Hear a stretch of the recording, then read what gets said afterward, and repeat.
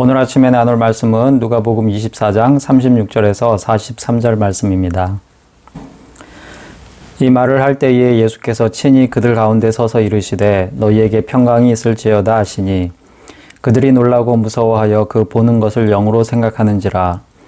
예수께서 이르시되 어찌하여 두려워하며 어찌하여 마음에 의심이 일어나느냐. 내 손과 발을 보고 나인 줄 알라. 또 나를 만져보라. 영은 살과 뼈가 없으되 너희 보는 바와 같이 나는 있느니라. 이 말씀을 하시고 손과 발을 보이시나 그들이 너무 기쁨으로 아직도 믿지 못하고 놀랍게 여길 때에 이르시되 여기 무슨 먹을 것이 있느냐 하시니 이에 구운 생선 한 토막을 드리니 받으사 그 앞에서 잡수시더라. 아멘.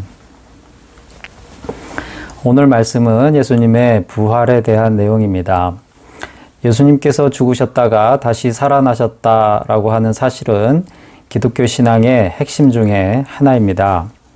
만일 이 부활을 믿지 않는다면 우리가 믿는 모든 것이 헛된 것이 되고 맙니다. 고린도전서 15장 17절 말씀을 한번 보겠습니다. 그리스도께서 다시 살아나신 일이 없으면 너희의 믿음도 헛되고 너희가 여전히 죄 가운데 있을 것이요. 만일 예수님의 부활을 믿지 않는다면 우리가 하나님과 예수님의 존재와 하신 일에 대한 믿음이 다 소용없는 것이 되고 맙니다. 그래서 예수님의 부활을 믿는 것은 우리 기독교 신앙에서 매우 중요한 핵심 교리 중에 하나입니다. 그런데 예수님께서 부활하셨을 때 제자들은 이 사실을 쉽게 믿지 못하였습니다. 오랜 기간 가까이에서 예수님과 함께 지내며 예수님의 가르침을 받았고 예수님께서 초월적인 능력을 행하셨던 것도 많이 목격하였음에도 예수님의 부활은 그들에게 믿기 힘든 사건이었던 것입니다. 예수님의 부활을 믿지 못하는 제자들의 모습에서 우리는 답답함을 느끼게 됩니다. 예수님의 놀라운 가르침을 수없이 들었던 그들입니다. 요즘 흔히 하는 표현 중에 어떤 사람의 말이 마음의 깊이와 닿을 때 뼈를 때린다 라고 표현하곤 합니다. 예수님의 가르침은 제자들의 뼈를 때릴 뿐 아니라 뼛속 깊이 새겨질 정도의 말씀이었습니다. 그 가르침 중에서 여러 번 언급하셨던 부활과 죽음과 부활을 그들은 믿지 못하였던 것입니다. 뿐만 아니라 예수님께서 보여주신 행적들은 초자연적인 것들이 많았고 예수님의 행위는 그들이 일찍이 경험해 보지 못한 큰 사랑이었습니다.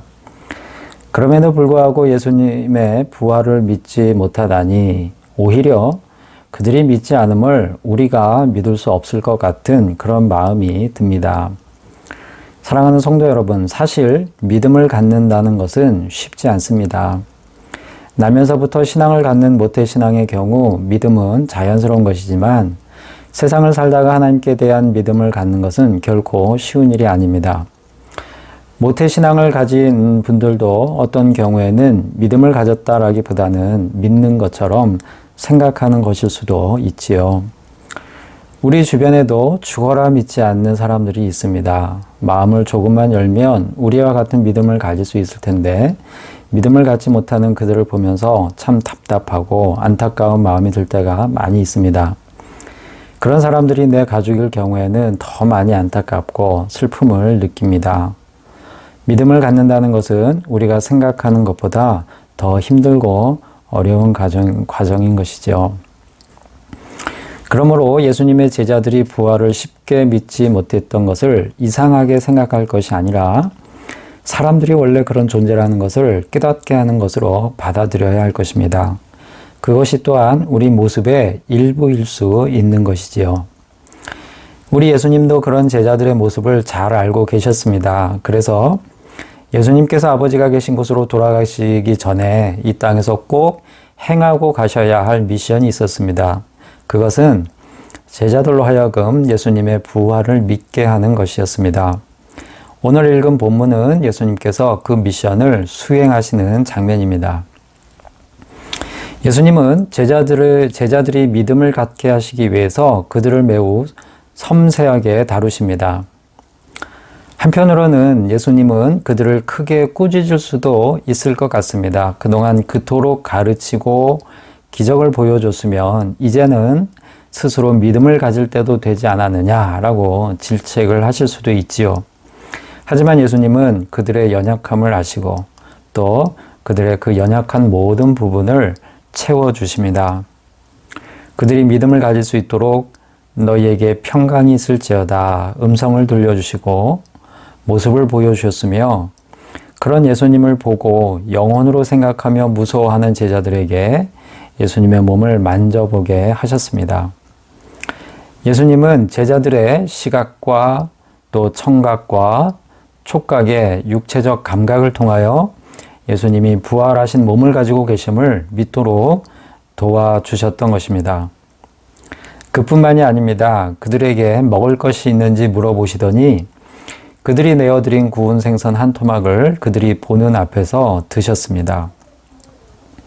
생선살을 떼어 입에 넣으시고 씹으시고 삼키시는 영혼이라면 할 수 없는 이 땅의 모든 육신을 가진 존재들이 공통적으로 하는 먹는 행위를 보여주심으로 예수님이 부활하신 육신을 가졌다는 것을 부정할 수 없도록 하고 계십니다. 예수님은 그들로 하여금 그렇게 예수님의 부활을 믿게 하셨고 그 믿음 위에서 뒤에 오신 성령님을 만나게 하십니다. 그리고 그것을 통하여 죽음을 무릅쓰고 세상에서 예수님을 메시아로 증거하는 삶을 살도록 하셨습니다. 연약한 제자들이 위대한 하나님의 일을 할 수 있도록 그렇게 도우신 것입니다. 사랑하는 성도 여러분, 예수님은 우리들의 연약함을 잘 아십니다. 그리고 또한 우리들 역시 하나님의 일을 하기를 원하십니다. 때문에 제자들이 믿음을 갖도록 도우셨던 것처럼 우리를 도우십니다. 우리가 믿음을 갖는 데 필요한 모든 것들을 우리가 하나님의 일을 감당하는 데 필요한 모든 것들을 지식과 의지와 감정과 환경과 형편들에서 우리를 도우십니다. 오늘 하루 예수님의 세심한 돌보심이 바로 우리 앞에 계심을 믿고 그 돌보심을 마음으로 느낄 수 있는 우리가 될 수 있기를 바랍니다. 기도하시겠습니다. 살아계신 하나님, 오늘도 귀한 하루를 허락하여 주시고 주님의 말씀을 보게 하여 주심에 감사를 드립니다. 예수님을 믿지 못했던 제자들의 답답한 모습이 오늘을 사는 저희들의 모습과 같음을 고백합니다. 그럼에도 불구하고 제자들을 세심하게 살피시고 도우셔서 그들로 하여금 믿음으로 하나님의 일을 감당함으로써 진정한 삶의 행복과 기쁨을 누리게 하신 것과 같이 예수님께서 저희들의 연약함도 살피시고 도우심으로 저희들도 하나님의 일을 이루며 사는 진정한 삶의 기쁨과 행복을 알고 누리게 하실 줄 믿고 감사를 드립니다. 예수님의 이름으로 기도드립니다. 아멘. 오늘 도구 기도는 아산 성은교회를 위하여 기도합니다. 김한태 목사님, 고현영 사모님, 지우 예주 목사님 가정과 사역과 교회를 위하여 기도하시고 고난과 낙심 중에 있는 성도와 이웃을 위하여 입당 감사 예배가 은혜롭게 잘 드려지도록 입시를 준비 중인 수험생들을 위하여 코로나 극복을 위하여 기도하겠습니다. 그리고 각 개인의 신앙과 삶을 위하여 기도하겠습니다.